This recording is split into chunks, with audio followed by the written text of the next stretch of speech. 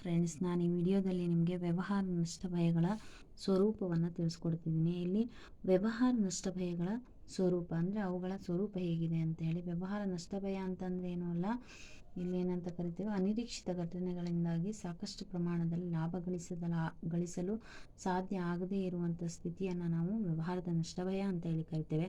ಅವುಗಳ ಸ್ವರೂಪದಲ್ಲಿ ಮೊದಲನೇ ಸ್ವರೂಪವನ್ನು ನೋಡೋಣ. ಮೊದಲನೇ ಸ್ವರೂಪ, ವ್ಯವಹಾರ ನಷ್ಟ ಭಯಗಳು ಅನಿಶ್ಚಿತತೆಗಳಿಂದಾಗಿ ಉಂಟಾಗ್ತವೆ. ಅಂದರೆ ಯಾವ ಕಾರಣಕ್ಕಾಗಿ ಉಂಟಾಗ್ತವೆ? ಅವು ಅನಿಶ್ಚಿತತೆಗಳಿಂದಾಗಿ ಉಂಟಾಗ್ತವೆ. ಅಂದರೆ ಅನಿಶ್ಚಿತತೆ ಅಂತಂದರೆ ಇಲ್ಲಿ ಭವಿಷ್ಯದಲ್ಲಿ ಏನು ಸಂಭವಿಸ್ತದೆ ಅನ್ನೋದ್ರ ಬಗ್ಗೆ ಗೊತ್ತಿಲ್ಲದೆ ಇರೋದನ್ನು ನಾವು ಅನಿಶ್ಚಿತತೆ ಅಂತ ಹೇಳಿ ಹೇಳ್ತೇವೆ.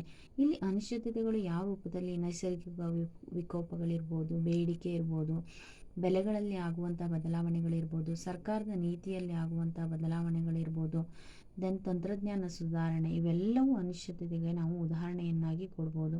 ಈ ಎಲ್ಲ ಅಂಶಗಳು ಏನು ಮಾಡ್ತವೆ? ವ್ಯವಹಾರ ಸಂಸ್ಥೆಗೆ ನಷ್ಟ ಭಯವನ್ನು ಉಂಟು ಮಾಡ್ತವೆ.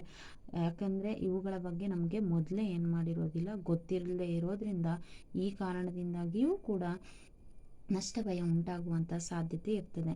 ಇನ್ನು ನೆಕ್ಸ್ಟ್ ಎರಡನೇ ಸ್ವರೂಪ, ನಷ್ಟ ಭಯವು ಪ್ರತಿಯೊಂದು ವ್ಯವಹಾರದ ಪ್ರಮುಖ ಭಾಗವಾಗಿದೆ.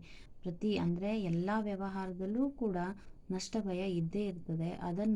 ನಷ್ಟ ಭಯವನ್ನು ಮಿತಗೊಳಿಸಬಹುದು, ಅದನ್ನು ಕಡಿಮೆ ಮಾಡಬಹುದೇ ಹೊರತು ಅದನ್ನು ಸಂಪೂರ್ಣವಾಗಿ ನಿವಾರಿಸೋಕೆ ಸಾಧ್ಯ ಇರೋದಿಲ್ಲ. ಹೀಗಾಗಿ ಈ ನಷ್ಟ ಭಯ ಏನಾಗಿರ್ತದೆ? ವ್ಯವಹಾರದಿಂದ ವ್ಯವಹಾರಕ್ಕೆ ಬೇರೆ ಬೇರೆ ಆಗಿರ್ತದೆ. ಅಂದರೆ ಒಂದು ವ್ಯವಹಾರದಲ್ಲಿ ಇದ್ದ ರೀತಿಯೇ ನಷ್ಟ ಭಯ ಇನ್ನೊಂದು ವ್ಯವಹಾರದಲ್ಲಿ ಇರೋದಿಲ್ಲ. ಹೀಗಾಗಿ ಇದೇನಾಗ್ತಾ ಇರ್ತದೆ? ಬದಲಾಗ್ತಾ ಇರ್ತದೆ ವ್ಯವಹಾರದಿಂದ ವ್ಯವಹಾರಕ್ಕೆ. ಅದೇ ರೀತಿ ಎಲ್ಲ ವ್ಯವಹಾರದಲ್ಲೂ ಕೂಡ ನಷ್ಟ ಭಯ ಇದ್ದೇ ಇರ್ತದೆ. ಇದರಿಂದ ಯಾವ ವ್ಯವಹಾರ ಸಂಸ್ಥೆಯೂ ಕೂಡ ತಪ್ಪಿಸಿಕೊಳ್ಳೋಕೆ ಸಾಧ್ಯ ಇರೋದಿಲ್ಲ. ಇನ್ನು ನೆಕ್ಸ್ಟ್ ಥರ್ಡ್ ಪಾಯಿಂಟ್, ನಷ್ಟ ಭಯದ ಮಟ್ಟವು ಮುಖ್ಯವಾಗಿ ವ್ಯವಹಾರದ ಸ್ವರೂಪ ಮತ್ತು ಗಾತ್ರವನ್ನು ಅವಲಂಬಿಸಿದೆ. ಅಂದರೆ ನಷ್ಟ ಭಯ ಮುಖ್ಯವಾಗಿ ಏನು ಮಾಡ್ತದೆ? ವ್ಯವಹಾರದ ಸ್ವರೂಪ ಹಾಗೂ ಗಾತ್ರವನ್ನು ಅವಲಂಬಿಸಿರ್ತದೆ. ಇದರ ಅರ್ಥ, ವ್ಯವಹಾರದ ಸ್ವರೂಪ ಅಂತಂದರೆ ಉತ್ಪಾದನೆ ಮತ್ತು ಮಾರಾಟ ಮಾಡುವ ಸರಕು ಮತ್ತು ಸೇವೆಗಳ ವಿಧಗಳಿಗೆ ನಾವು ಸ್ವರೂಪ ಅಂತ ಹೇಳ್ತೇವೆ.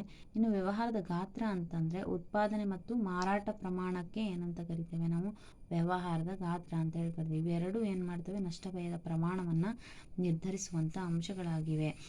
ಇವುಗಳ ಸ್ಥಿತಿಗಳ ಆಧಾರದ ಮೇಲೂ, ಅಂದರೆ ಸ್ವರೂಪ ಮತ್ತು ಗಾತ್ರವನ್ನು ಆಧಾರವಾಗಿಟ್ಟುಕೊಂಡು ನಷ್ಟ ಭಯ ಏನಾಗಿರ್ತದೆ? ಉಂಟಾಗುವಂಥ ಸಾಧ್ಯತೆ ಕೂಡ ಇರ್ತದೆ. ದೆನ್ ಲಾಸ್ಟ್ ಪಾಯಿಂಟ್, ಇದರಲ್ಲಿ ಲಾಭವು ನಷ್ಟ ಭಯವನ್ನು ಎದುರಿಸುವುದರ ಪ್ರತಿಫಲವಾಗಿದೆ. ಯಾಕಂದರೆ ಯಾವುದೇ ಒಂದು ವ್ಯವಹಾರವನ್ನು ತಗೊಂಡಾಗ ನಷ್ಟ ಭಯ ಇಲ್ಲ ಅಂತಂದರೆ ಅಲ್ಲಿ ಲಾಭವೂ ಕೂಡ ಇರೋದಿಲ್ಲ ಅನ್ನುವಂಥ ತತ್ವವನ್ನು ಅಳವಡಿಸಿಕೊಳ್ಳಲಾಗ್ತದೆ.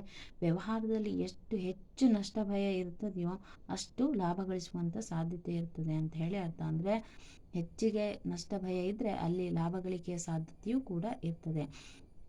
ಇಲ್ಲಿ ವ್ಯವಹಾರೋದ್ಯಮಿ ಏನು ಮಾಡ್ತಾನೆ?